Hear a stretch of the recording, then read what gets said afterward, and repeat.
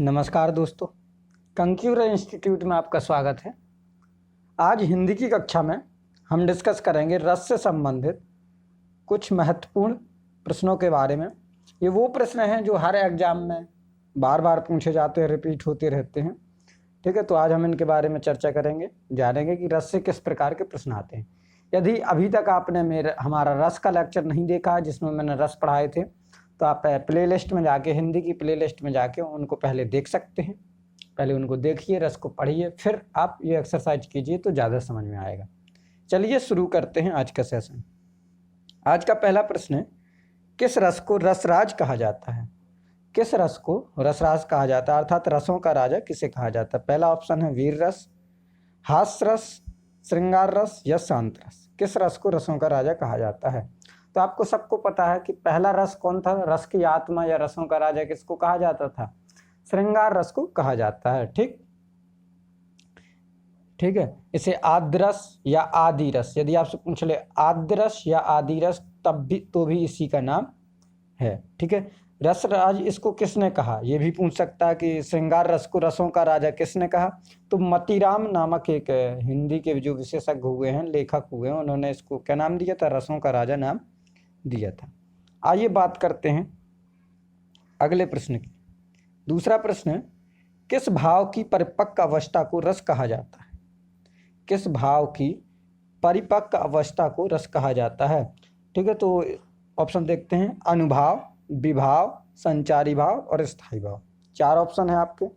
तो आपको पता है कि रस में सबसे ज़्यादा इंपॉर्टेंट क्या होता है, सबसे महत्वपूर्ण तो होता है स्थायी भाव। तो रस का मतलब क्या होता है? स्थायी भाव का उत्पन्न होना ही होता है, अर्थात ऑप्शन नंबर 4 सही हो जाएगा। स्थायी भाव की परिपक्व अवस्था को रस कहा जाता है।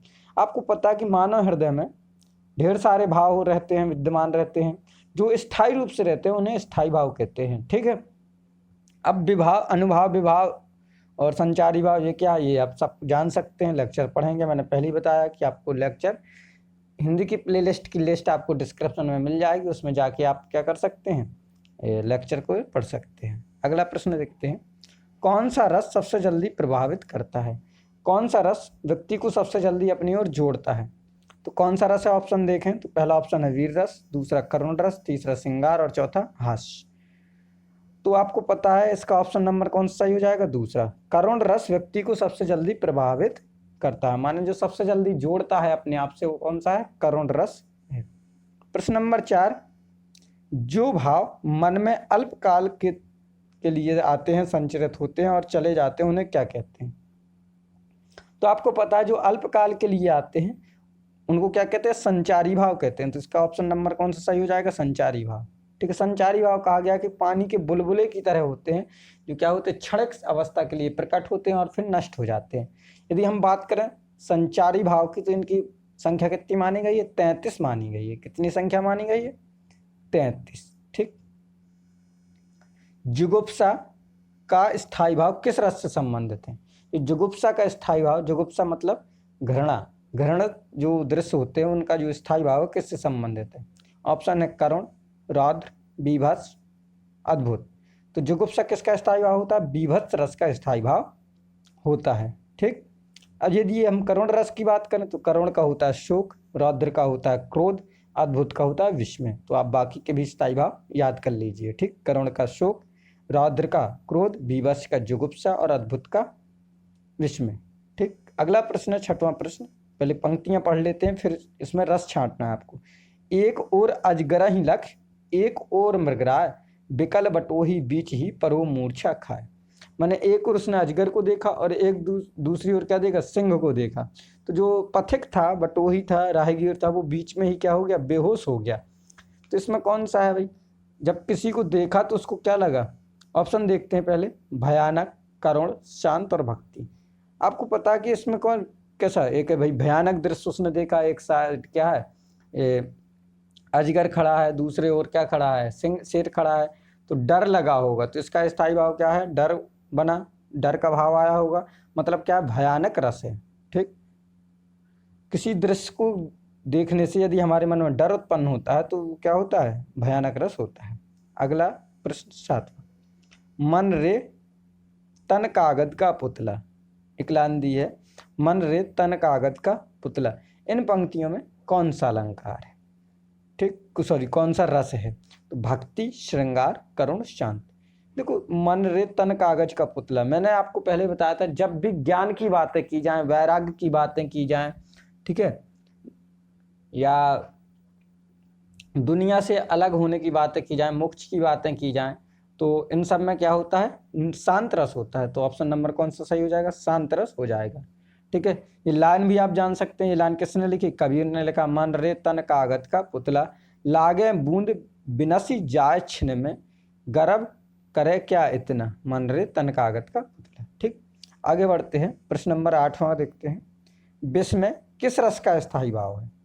अभी मैंने बताया था पिछले प्रश्न में कि विस्मय मतलब आश्चर्य। जब कोई आश्चर्यजनक चीज देखें तो वो विस्मय होता है। ठीक, इसमें क्या है?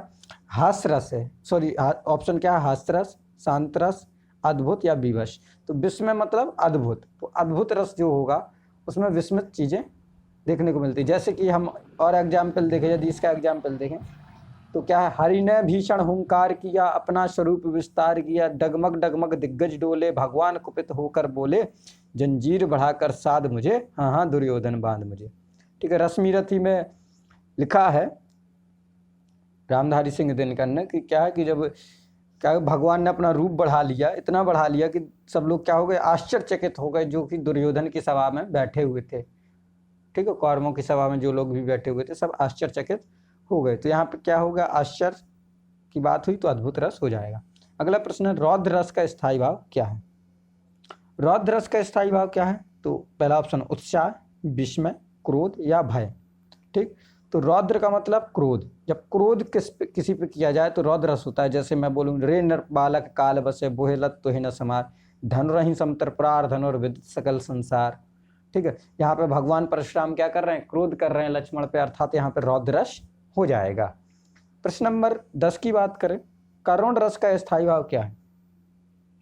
करुण रस का स्थायी भाव ऑप्शन देखें, रति, हास्य, उत्साह या शोक। तो करुण मतलब दुख, तो दुख का मतलब उत्साह। तो करुण रस का स्थायी भाव क्या हो जाएगा? उत्साह, सॉरी शोक हो जाएगा, सॉरी उत्साह बोल दिया मैंने, गलती हो गई वहाँ पे, तो उसको सही कीजिएगा। करुण रस का स्थायी भाव क्या होगा? शोक होगा। क्या होगा? शोक। ठीक, यदि हम रति देखें तो रति श्रृंगार रस का होता है, हास्य होता है, हास्य रस का उत्साह होता है, वीर रस का स्थायी भाव। ठीक है, करुण रस का इसमें क्या होता है? वियोग का वर्णन होता है। जैसे शोक विकल रोवहीं शवराने, रूप शील गुण तेज बखानी। ठीक है, इस प्रकार की जो लाइनें हैं, यहाँ पे भी शोक का वर्णन हो, वहाँ पे करुण रस होता है। अगला प्रश्न 11वां नंबर, अखियाँ हरि दर्शन की भूखी, कैसे रहे रूप रस रांची, ए बत्तियां सुन रूखी, अखियां हरि दर्शन की भूखी। पंक्तियों में कौन सा रस है? वीर रस, वियोग श्रृंगार, संयुक्त श्रृंगार, करुण श्रृंगार। ठीक है, इसमें क्या है? आपको पता है कि भाई इसमें गोपियां कह रही हैं उद्धव से कि अखियां क्या है? हरि दर्शन की भूखी हैं। ये जो आप योग की बातें कर रहे हो, रूखी बातें कर रहे हो, इनको कैसे सुनेंगी? तो इसमें क्या वियोग है, माने भगवान श्री कृष्ण अलग हैं, गोपियां अलग हैं, और इनका वियोग का वर्णन है। ठीक, तो ऑप्शन नंबर दूसरा सही हो जाएगा, वियोग श्रृंगार। आइए बात करते हैं प्रश्न नंबर 12वें की, शांत रस का स्थायी भाव क्या होता है? अभी मैंने बताया शांत रस माने ज्ञान की बातें की जाए, वैराग की बातें की जाए, मत ठीक है, तो वहां पे शांत रस होता है। जैसे ऑप्शन देखें तो गिलानी, निर्वेद, रति, श्रृंगार। शांत रस का स्थायी भाव क्या हो जाएगा? निर्वेद। क्या हो जाएगा? निर्वेद मतलब वैराग्य। जब वैराग्य की ओर बात की जाए कोई, तो वहां पे क्या हो जाएगा? शांत रस हो जाएगा। जैसे कि अभी मैंने ऑप्शन भी बताया था, एक प्रश्न देखा था, मन रे तन कागज का पुतला। ठीक, आगे बढ़ते हैं, प्रश्न नंबर 13वां, शास्त्रीय दृष्टि से रस कितने प्रकार के होते हैं? तो शास्त्रीय दृष्टि से रस होते हैं 9 प्रकार के। कितने? 9 प्रकार के। वैसे जो आपने भरत मुनि का नाट्यशास्त्र था उसमें 8 थे, उसके बाद 9 बने, उसके बाद 11 होते, लेकिन आपको यदि पूछा जाए तो शास्त्रीय दृष्टि से आप 9 रस टिक करेंगे। ठीक, तो ऑप्शन नंबर पहला सही हो जाएगा, 9। प्रश्न नंबर 14वें की बात करते हैं, संचारी भावों की संख्या कितनी होती है? संचारी भाव कितने होते हैं? तो अभी मैंने बताया था, संचारी भाव क्या होते हैं? ऐसे भाव जो क्षणिक अवस्था के लिए आते हैं और विलुप्त हो जाते हैं, यानी कि पानी के बुलबुले की तरह होते हैं। ठीक है, इनकी संख्या होती है 33। कितनी होती है? 33, 33। ऑप्शन नंबर दूसरा सही हो जाएगा आपका। ठीक है, अगले प्रश्न की बात करें, अगला प्रश्न 15वां, उस काल मारे क्रोध के तन कांपने उसका लगा, मानो हवा के शोर से सोता हुआ सागर जगा। इसमें कौन सा रस है? ठीक है, तो इसमें कौन सा रस है? आइए बात करते हैं, एक बार फिर से पढ़ लीजिए। उस काल मारे क्रोध के तन कांपने उसका लगा, मानो हवा के शोर से सोता हुआ सागर जगा। ठीक, तो इसमें क्या है भाई, क्रोध से कांपने लगा। अब क्रोध किसका स्थायी भाव है? रौद्र का। तो यहाँ से तो पहचानना बहुत ही आसान हो जाएगा। तो प्रश्न नंबर इसका 15वें का कौन सा सही हो जाएगा? तीसरा ऑप्शन सही हो जाएगा, रौद्र रस हो जाएगा। इसमें कौन सा हो जाएगा? रौद्र रस। अगला है प्रश्न नंबर 16, प्रिय पति वह मेरा प्राण कहाँ, डूबे दुख जलनिधि डूबी का सहारा कहाँ। इसमें कौन सा रस है? ठीक, इसमें कौन सा रस है? तो क्या कह रहे हैं कि हे प्रिय पति वह मेरा प्राण प्यारा पुत्र कहाँ गया है, जो क्या है, जैसे समुद्र में कोई डूबता है तो उसका सहारा होता है, उसी प्रकार से वो दुख रूपी समुद्र में मैं डूबी हूँ, वो मेरा क्या था? सहारा था। तो वो कहाँ है? तो इसमें कौन सा रस? तो भाई किसी चीज का वियोग हो रहा है, किसी दुख का वर्णन हो रहा है। ठीक है, दुख का वर्णन कब होता है? करुण रस में। तो इसमें ऑप्शन नंबर कौन सा सही हो जाएगा? दूसरा, करुण रस। ठीक है, आइए बात करते हैं प्रश्न नंबर 17 की। प्रश्न नंबर 17 है, मन की उत्तप्त वेदना मन ही मन में रहती थी, चुप रहकर अंतर मन में कुछ मौन व्यथाशी कहती थी, कौन सा रस है निम्न पंक्तियों में? ठीक, मन की उत्तप्त वेदना मन ही मन में रहती थी, चुप रहकर अंतर मन में कुछ मौन व्यथा कहती थी। इसमें क्या है? शांत, वात्सल, करुण, रौद्र।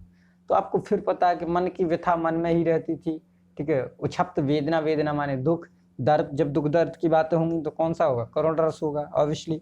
तो ऑप्शन नंबर तीसरा सही हो जाएगा तुरंत। इसका कौन सा 17वें का? करुण रस हो जाएगा। ठीक है, प्रश्न नंबर 18, मेरो तो गिरधर गोपाल दूसरो ना कोई, जाके सिर मोर मुकुट मेरो पति सोई। ठीक है, मीराबाई ने ये पंक्तियां लिखी, तो इनमें कौन सा रस है ये हमें पहचानना। ऑप्शन देखें, हास्य, करुण, श्रृंगार, भक्ति। तो कौन सा है भाई? मेरो तो गिरधर गोपाल जा दूसरो ना कोई, जाके सिर मोर मुकुट मेरो पति सोई। यहाँ पति बनाने की बात हो रही है कि जिनके सिर पर मोर का मुकुट है वही मेरे पति है। पति मतलब प्रेम, प्रेम मतलब श्रृंगार। तो आपका ऑप्शन नंबर तीसरा हो जाएगा कौन सा? श्रृंगार रस हो जाएगा आपका। ठीक है, बात करते हैं अगले प्रश्न की। रस के कितने अंग होते हैं? तो रस के अंग कितने होते हैं? 2। ऑप्शन देखते हैं, 2, 3, 4, 5। तो रस के होते हैं 4 अंग, विभाव, अनुभाव, संचारी भाव और स्थायी भाव। ठीक है, चारों के बारे में हमने बताया है डिटेल में, आप लेक्चर में जाके पढ़ सकते हैं। ठीक, ऑप्शन नंबर तीसरा सही हो जाएगा। ठीक है, 4 होते हैं इसके। अगला है, शांत रस की उत्पत्ति कब होती है या कब हुई? तो शांत रस मतलब क्या है? जब क्या हो जाए? ज्ञान की प्राप्ति हो, संसार से वैराग्य उत्पन्न हो, निर्वेद इसका स्थायी भाव होता है। तो पहला ही ऑप्शन आपको दिख रहा है, संसार से वैराग्य होने पर। माने कि शांत रस कब पैदा होगा? संसार से जब व्यक्ति को वैराग्य हो जाएगा तब उसके अंदर शांत रस प्राप्त होगा। तो ऑप्शन नंबर 1 सही हो जाएगा। शांत रस की उत्पत्ति कब हुई? संसार से वैराग्य होने पर। प्रश्न नंबर 21 है, यशोदा हरि पालने झुलावे, लहरावे दुलरावे मलहावे, जोई सोई कछु गावे, यशोदा हरि पालने झुलावे। भाई यशोदा माता क्या है? बच्चे को भगवान श्री कृष्ण को क्या है? पालने में झुला रही है। तो इसमें किसका वर्णन हो रहा है? शिशु प्रेम का वर्णन हो रहा है। शिशु प्रेम किस रस में होता है? आपको पता है कि बच्चों के बारे में वर्णन हमेशा वात्सल रस में होता है, जो कि आपका लास्ट रस है। ठीक है, भक्ति रस, उसके बाद वात्सल रस, 10वां या 11वां जो भी लास्ट 2 रस थे उन्हीं में से वात्सल है। तो इसमें क्या होगा? वात्सल रस होगा। ठीक है, जब भी शिशु प्रेम का वर्णन हो तो वहाँ पर वात्सल रस होता है। ये थे आज के हमारे टॉप 21 क्वेश्चंस जो कि रस से बार बार पूछे जाते हैं। उम्मीद करते हैं कि आपको ये पसंद आए होंगे। ठीक है, यदि ये आपको पसंद आया तो वीडियो को लाइक करिए, कमेंट करिए, जो भी आपके डाउट है आप कमेंट बॉक्स में हमें बता सकते हैं, हम उनका सॉल्यूशन जल्द से जल्द आपको प्रोवाइड कराएंगे। ठीक, यदि अभी तक आपने चैनल को सब्सक्राइब नहीं किया है तो चैनल को अवश्य सब्सक्राइब कीजिए, जुड़े रहिए कंकीव इंस्टीट्यूट के साथ।